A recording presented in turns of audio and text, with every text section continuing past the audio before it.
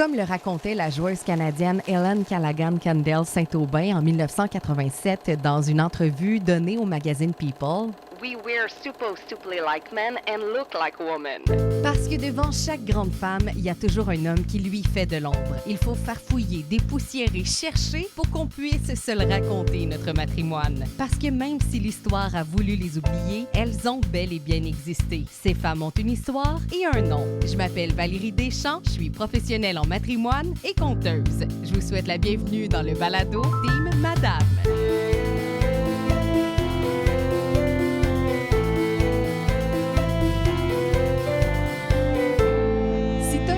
Le prologue du balado, tu te souviens peut-être que je suis une grande fan de baseball. Genre, ça a été mon sport là, pas mal toute ma jeunesse. J'ai porté les couleurs des Diables du Cap, des Ambassadeurs du Cap et la première équipe féminine de baseball de la Mauricie, les Panthères. Hip-like que ça me ramène des souvenirs, ça là. Hey, j'ai même déjà été officielle. Strike 3, you're out! Et à la fin de ma courte carrière, j'ai joué avec les Républicains d'Edmundston. Aujourd'hui, quand je vais voir un match de baseball, je m'assois toujours un peu plus haut que tout le monde, puis je m'amuse à regarder la game puis les jeux que les joueurs font. Loin de l'ambiance, je crée mon propre petit monde à moi. Mais j'aime toujours ça me lever puis chanter le Take me out to the ball game. Take me out with the crowd. Buy me some peanuts and Cracker Jack. I don't care if I never get back. Let me root for the home team. If they don't win, it's a shame. 'Cause it's 1, 2, 3 strikes, you're out at the old ball game. Pas mal le seul hymne national officiel auquel je me lève d'ailleurs. J'étais là quand les expos sont partis. Je veux dire, du haut de mes 9 ans, là, ça me fait mal au cœur. À travers tout ça, j'ai regardé les classiques films de baseball. Les Benchwarmers, quand t'es un enfant. Le Chant des rêves. Moneyball quand t'es rendu un peu plus vieille. 42 quand t'es aussi antiraciste. Récemment, j'ai regardé la série Pitch qui raconte l'histoire fictive de la première lanceuse de l'histoire de la MLB. This is one of those moments in sports where you'll remember where you were when you saw it. We've been waiting for you. Young woman is joining our ball club today, boys. We're gonna treat her like any other player. No special treatment. Are you ready for it? You can't catch me, no, you can't compete. Bitch and moan all you want, gentlemen, but tonight, a girl's gonna be the lead sports story in the world. Are you ready for this? Are you ready for it? Ce qui m'a amené à un des classiques que, croyez-le ou non, pitchez-moi pas des rapides d'en face, là, j'avais jamais regardé jusqu'à il y a genre 2-3 ans. Une ligue en jupon.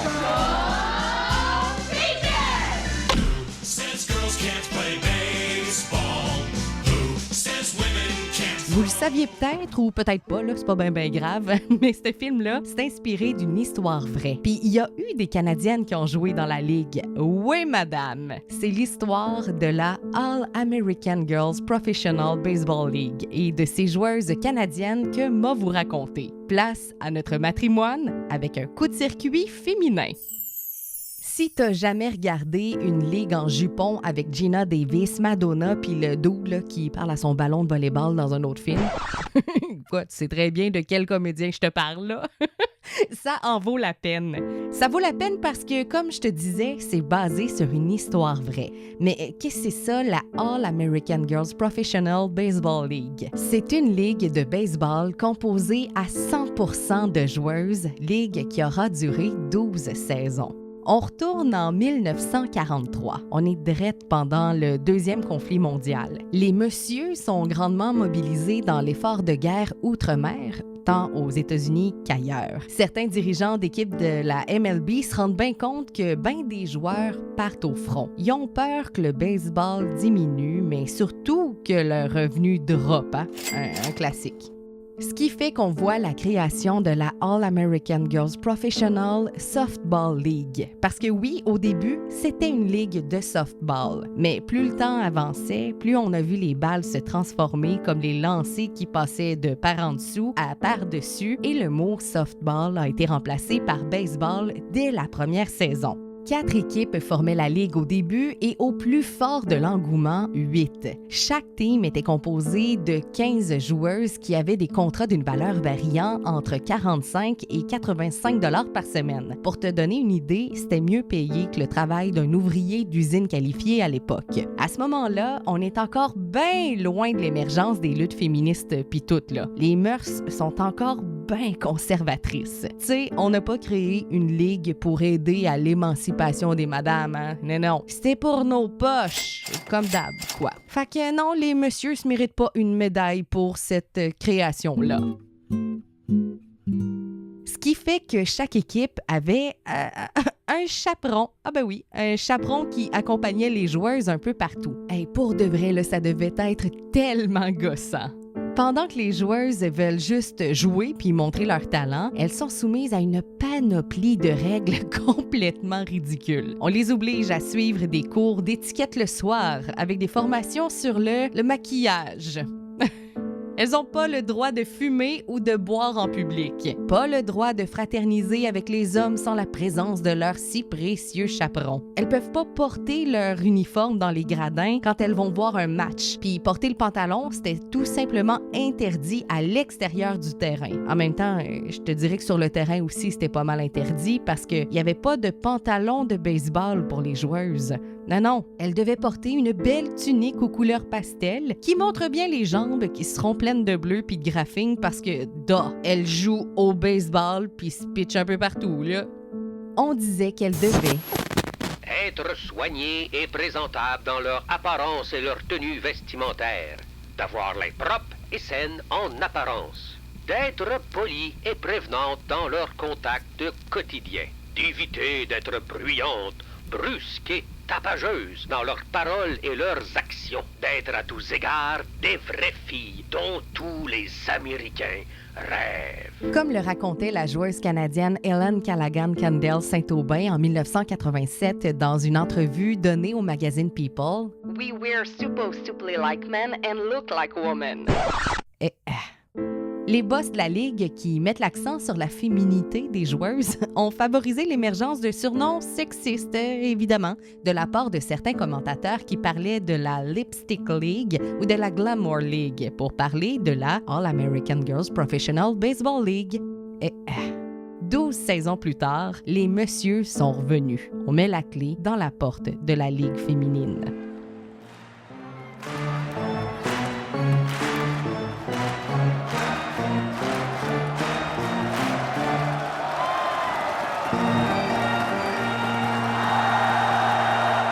Sur les 600 joueuses qui ont performé dans une ou l'autre des équipes, 68 proviennent du Canada. Tu savais pas ça, hein? Devant chaque grande femme se trouve un homme qui lui fait de l'ombre. Puis encore une fois, cette histoire-là nous le démontre. On parle jamais de ces femmes-là. 28 viennent de la Saskatchewan, 13 du Manitoba, 10 de l'Alberta, de l'Ontario également, 6 de la Colombie-Britannique et 1 du Québec. J'ai l'impression de chanter « Une souris verte ».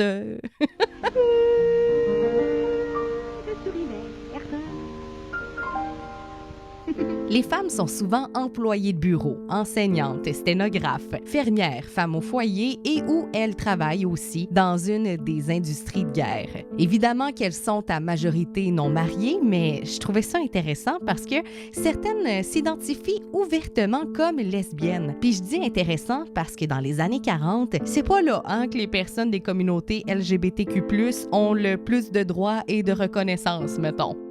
Le National Baseball Hall of Fame and Museum de Cooperstown à New York a une exposition permanente sur la All-American Girls Professional Baseball League et on y parle de certaines Canadiennes. Toutes les joueuses canadiennes ont été intronisées collectivement au musée et temple de la renommée du baseball canadien de St. Mary's en Ontario et certaines y ont été individuellement, comme la receveuse Mary Geraldine Bolney Baker. Originaire de Regina, en Saskatchewan, elle fait parler d'elle dans les journaux, dans les premières émissions populaires télévisées. Née en 1919, elle a œuvré pendant 9 saisons dans la Ligue. De parents hongrois, elle a 4 sœurs et 5 frères. Le jeu est dans sa vie depuis l'adolescence, où elle a commencé avec des filles et des femmes plus âgées qu'elle. Une fougue comme pas d'autre derrière le marbre, avec une joie de vivre contagieuse. Elle est la joueuse qui a inspiré le personnage de Dottie Hinson, joué par Gina Davis. En 1946, elle est déclarée receveuse étoile de la Ligue. Pour les fans de stats, pas de la série, là, de statistiques, en 9 saisons, elle a joué 930 matchs. Elle a marqué 244 points, 44 doubles, 20 triples et un coup de circuit. Puis en plus de ça, elle est rapide en baptême, Bonnie. Elle a volé 506 buts au total. Des faits d'armes, elle en a plusieurs. Elle est la première et la seule à avoir occupé un poste de gérante dans la Ligue. Faut dire là, qu'on l'avait envoyée dans une équipe qui rushait déjà sa vie. Puis comme ça n'a pas bien été, la Ligue a décidé d'interdire les femmes au poste de gérant. C'est hyper ridicule, ça. En 1964, de retour à la maison depuis quelques années, elle est devenue la directrice de la section sport de la radio CKRM, ce qui a aussi fait d'elle la première commentatrice sportive de l'histoire du Canada. Il y a quelques années, Patrimoine Canada lui a dédié une capsule Minute du patrimoine. Il est temps de jouer à What's My Line? Bienvenue, Madame Baker. Ces personnes vont devoir découvrir quel est votre métier extraordinaire. Faites-vous dans le divertissement, Madame Baker? Oui. Est-ce que des gens viennent vous voir performer? Oui. Voyagez-vous pour le travail? Oui, je voyage. Devez-vous porter un uniforme particulier? Oui. Est-ce que votre travail est physique? Oui, absolument. Faites-vous partie d'une équipe? Oui. Êtes-vous une joueuse de baseball professionnelle? Safe! Oui, j'en suis une. La All-American Girls Professional Baseball League a été créée durant la Deuxième Guerre mondiale et elle comptait 68 Canadiennes. L'une de ses plus brillantes étoiles était Mary Bonnie Baker de la Saskatchewan, une pionnière pour les femmes dans le sport. D'autres Canadiennes sont aussi au sommet de leur art, les sœurs Callaghan, par exemple. Hélène est née en 1923 et est considérée comme une des meilleures joueuses de la Ligue. Quand elle était jeune, certains la surnommaient « petit paquet de dynamite ». C'est cute, hein? Comme elle pratiquait une tonne de sports dans lesquels elle se donnait comme pas une. De ses 5 pieds 1 pouce, elle a dominé au bâton lors de la saison de 1945, alors qu'elle mène le championnat des frappeuses avec une moyenne de près de 300.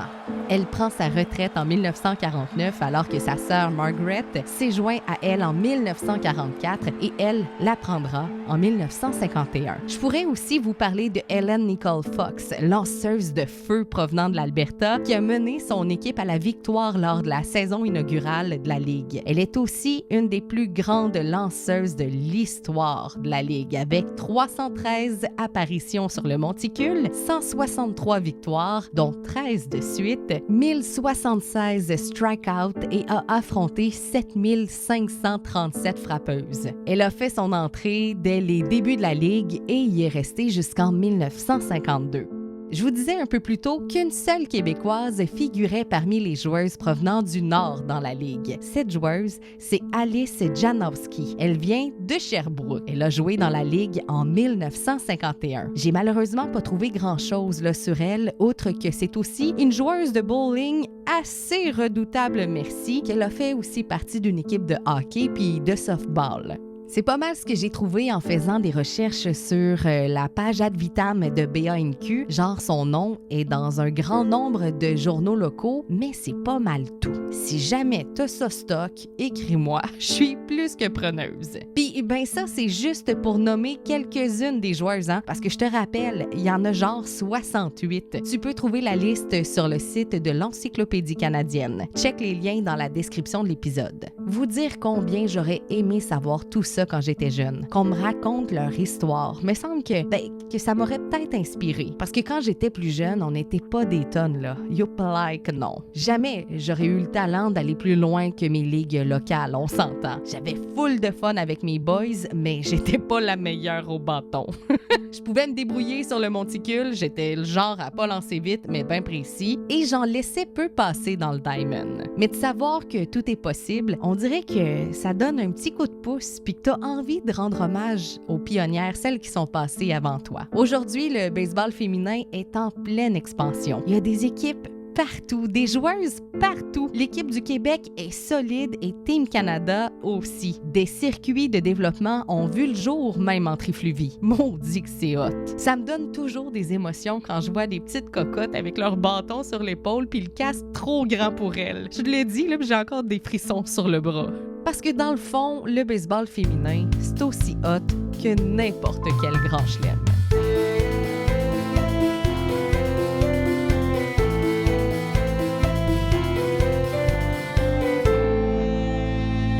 La bande sonore est une composition originale de Dominique Brouillard. Le visuel du balado T'es Madame est une création d'Ève Courtois, illustratrice. Pour la lecture du code d'éthique des joueuses, Marc-André Fortin. À l'idéation de T'es Madame, à la recherche, à l'animation, rédaction, scénarisation, montage, moi-même, Valérie Deschamps.